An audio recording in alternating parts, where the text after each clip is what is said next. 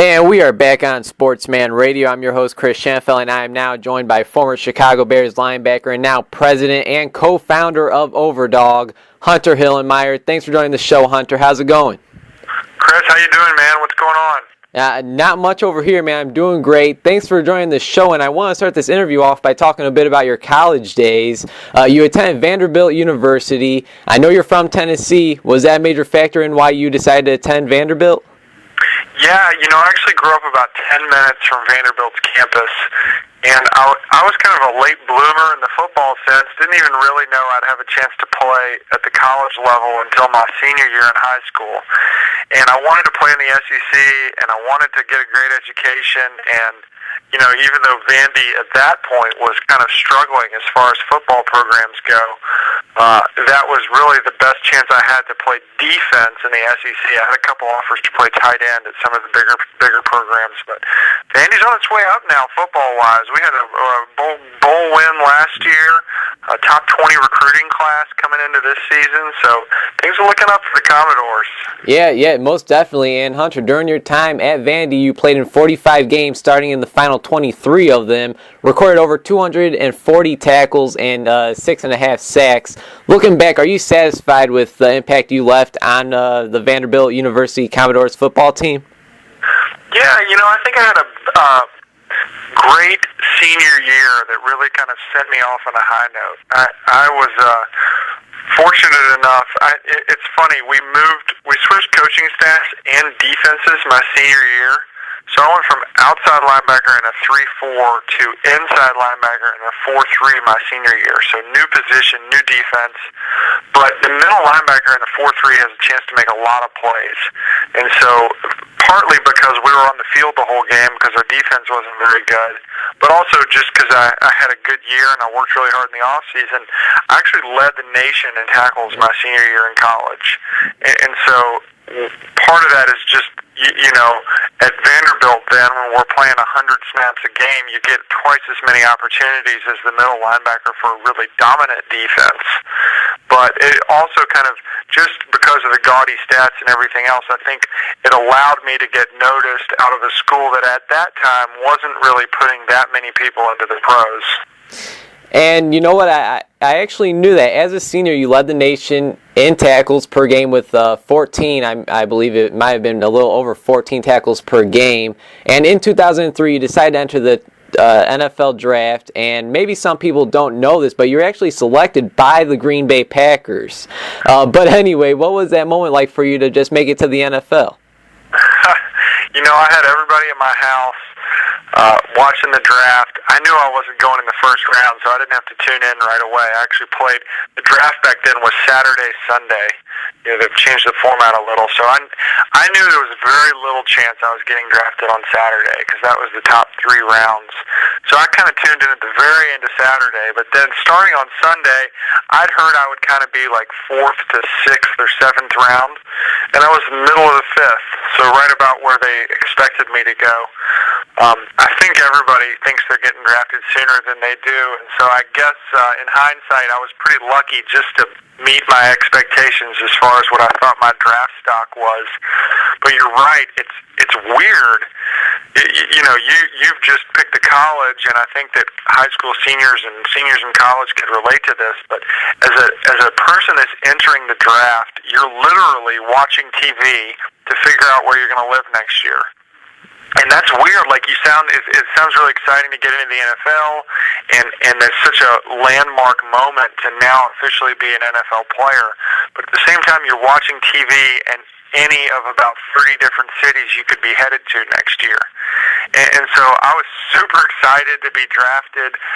The Packers are a great organization. I'm glad that I ended up on the Bears side of that rivalry in hindsight.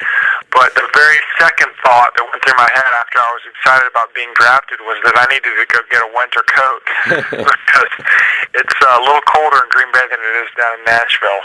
Oh yeah, that's a fact right there. And in the end of the preseason during your rookie year with the Packers, you were cut and signed with the NFC North rival, the Chicago Bears. Now I got to ask you this: were there other teams interested in signing you, and you went to the Bears because you knew you would be seeing the Packers 2 times a year?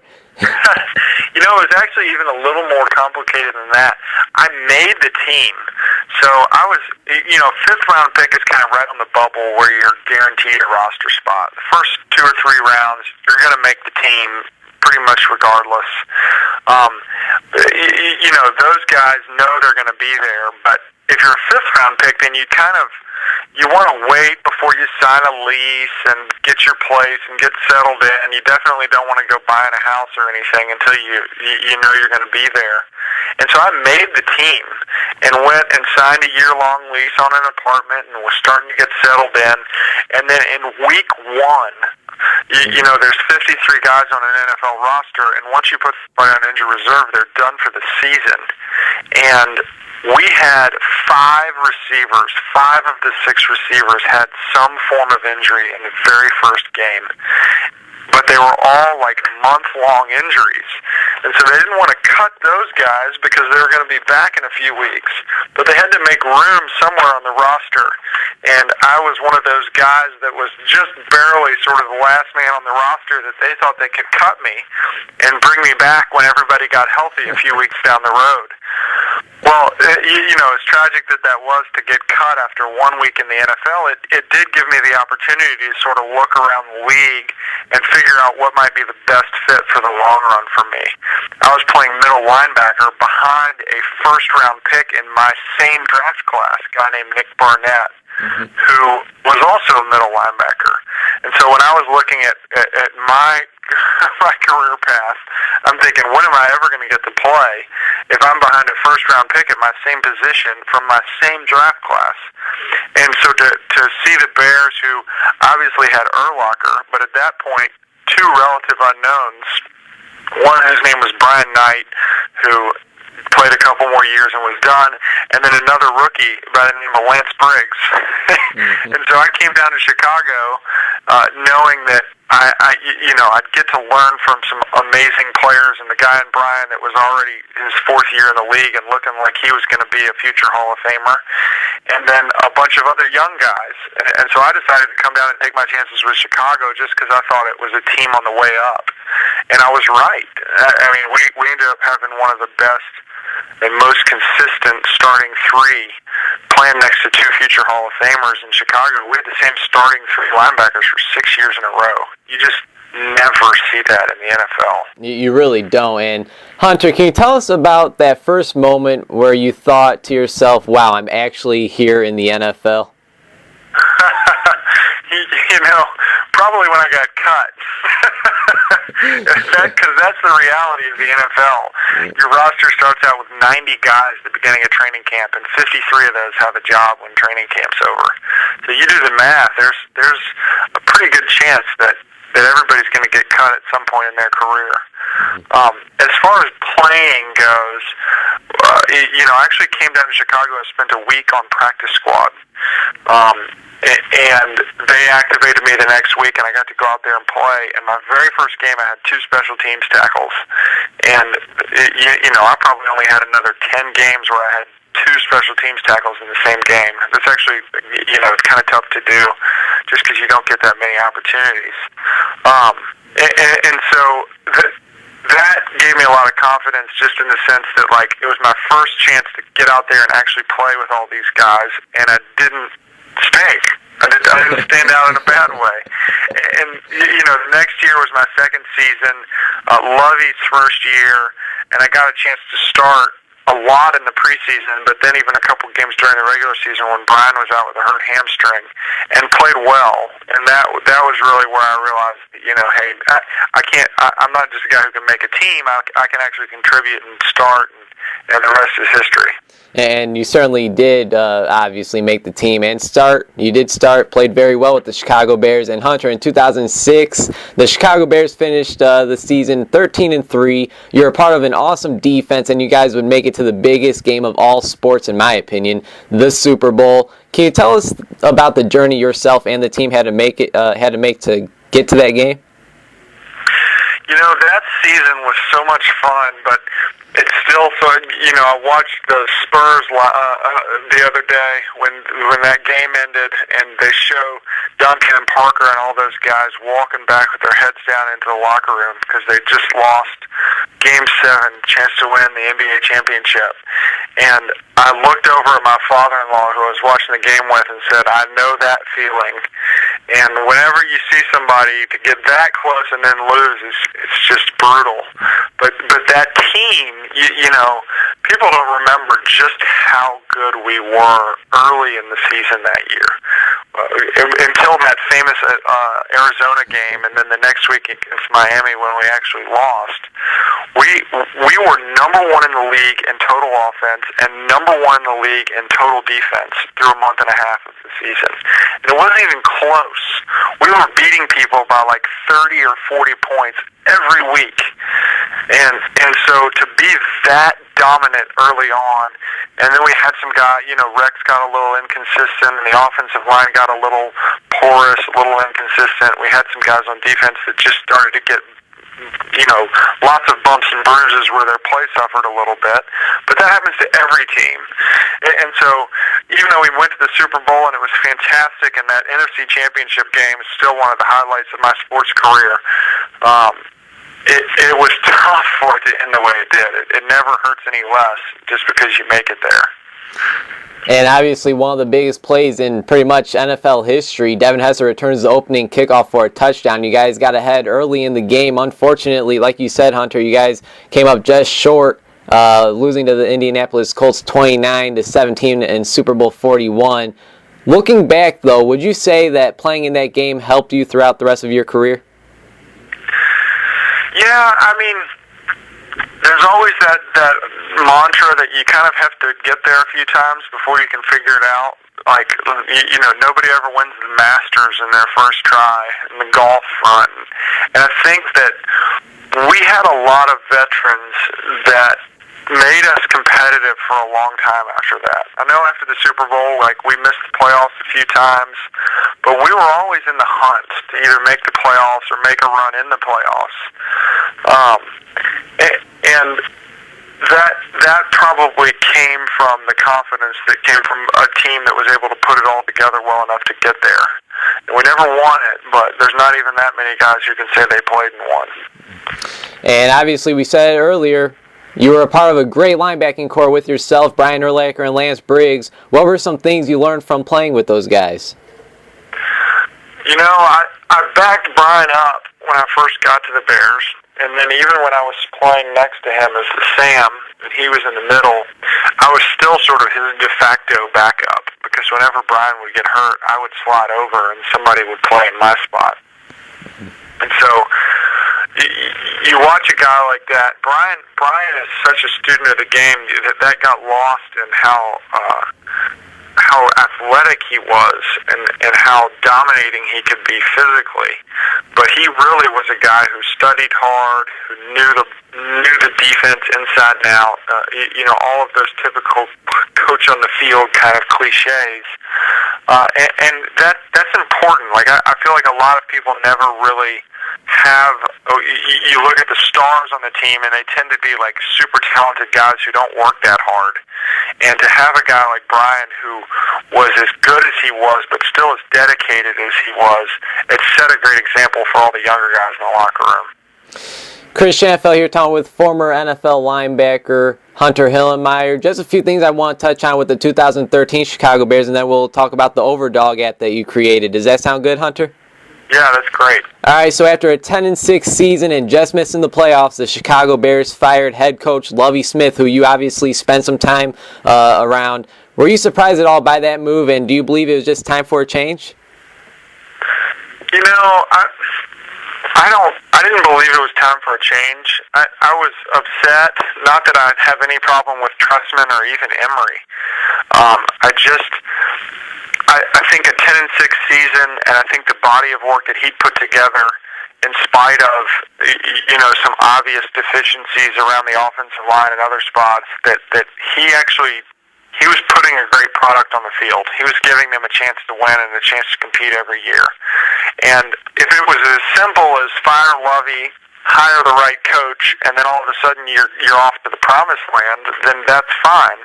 But the fact of the matter is that you fire a coach, and you're probably going to get worse before you get better, and that remains to be seen. But I would say that the over/under for wins next year is probably about 10.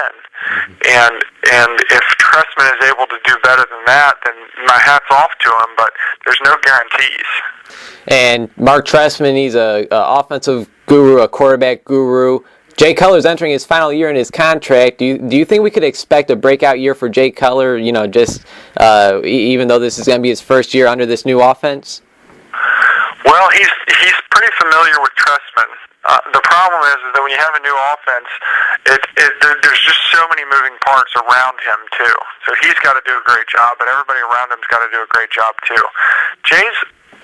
When Jay's upright and he has people to throw to like he did last year, he's great. He's always going to be a little inconsistent. He's always going to be a gunslinger who's going to throw some interceptions, but he's a guy who can win football games, and he's a competitor. And so regardless of what people think about Jay, he's the kind of guy who can win football games for you, and that's ultimately the most important thing. And last thing to touch on with the Chicago Bears, Hunter, and that is late last month, your former teammate and sure-to-be Hall of Famer Brian Urlacher announced his retirement after playing all 13 years of his NFL career with the Chicago Bears. Was this something that you seen coming, or was this something that caught you by surprise? Once I knew that it wasn't going to work out with him in Chicago, I had kind of hoped he would retire. It would just be so weird to see him in a Vikings uniform, especially since he would just be playing a year there or 2 years there, wherever that might have been. And for my own selfish reasons of just loving seeing him spend his whole career in Chicago, I was hoping that he'd be done. His legacy is what it is, and he doesn't have to prove anything to anybody. And so I was glad to see him be done. Pleasure to play with the guy, and I'll definitely be there in Canton when he's going in. Oh yeah. He's certainly going to be a Hall of Famer. It really would have hurt to see him in another uniform, but we don't got to worry about that anymore. I don't think he's going to be pulling a Brett Favre and coming on bringing a comeback or anything, but Chicago, he has retired as a Chicago Bear after 13 seasons in the NFL. All right, Hunter, it's been great chatting with you. Now let's talk about what you're doing nowadays with the Overdog app. First things first, can you tell us about Overdog? Yeah, we launched about 3 weeks ago with an application that allows athletes and fans to play video games together. And the good news for those Chicago sports fans that are listening in here, Chicago's our biggest market. We've probably got 20 or 25 current and former Bears, some guys from the Bulls, a couple Blackhawks that have said they're going to use the app once the season's over, all the way down to some people from the Chicago Fire. The MLS Rookie of the Year last year is a guy named Austin Berry. He's one of the biggest users of Overdog, huge video gamer. And so the way it works is you download the Overdog app, which it's in the App Store right now and coming to Google Play soon, so it'll be available on Android here in another couple weeks. And athletes issue challenges to their fans. So the use case would be, we'll use Matt Forte as an example. He would pull out his phone and issue a challenge to his fans and say, hey, I'm going to play Madden or Call of Duty or FIFA or whatever else on Xbox. Who wants it? And that goes out as a push notification to fans based on filters that they set, where they can hear from athletes on a certain team or all athletes in a certain sport, so that they're getting only the challenges from athletes that they want to hear from. And then they have the opportunity to accept that challenge and win the chance to play against the athlete. We're definitely still a very young company, but we've already got about 150 athletes using it. That includes Pro Bowlers and Cy Young winners and Olympic gold medalists, and really a very cool mix of athletes from different sports. And we're fired up about what we've built, and we've got some even cooler stuff coming down the pipeline. Hey, Hunter, I see we're a little pressed on time. Before I let you go, is there anything else you would like to plug on the air or tell us about Overdog? Hopefully we can get you back on the show in the future and tell us a little bit more about it as well. Well, no, just go, if you're a gamer, go get it. It's free. I mean, we're not even making people pay for this sort of once-in-a-lifetime chance to play a video game with a favorite athlete. Lots of cool guys in Chicago on there. Just go in the App Store and search for Overdog on your phone and grab the app, and you'll probably have a challenge float in. We had one from Tommy Harris last night. This is his first time issuing a challenge, so I was fired up to see him on the app. We even got some of the older guys getting on there, which is exciting for us, and fans have been loving it too. So hopefully they'll just go jump on the App Store, find the Overdog app, and have a great experience. Yeah, man, it's a great app, and of course, DJ Moore, he joins the show every month during the football season for our More Time with DJ segment. He's on the app as well, and I think many of our listeners are going to want to know this. Is there any way we could play Hunter Hillenmeyer in any video games? Yeah, I play a little bit of FIFA, a little bit of Madden, and a little bit of Call of Duty, but I'm terrible at Call of Duty, so I'm trying to get better before I start playing against fans, or otherwise it's going to be a bloodbath. Oh, yeah. Well, Hunter, I got to say, it's been a pleasure speaking with you. Thanks for your time, and take care, man. I wish you nothing but the best. All right, thanks a lot. Have a good one. Take care, Chris.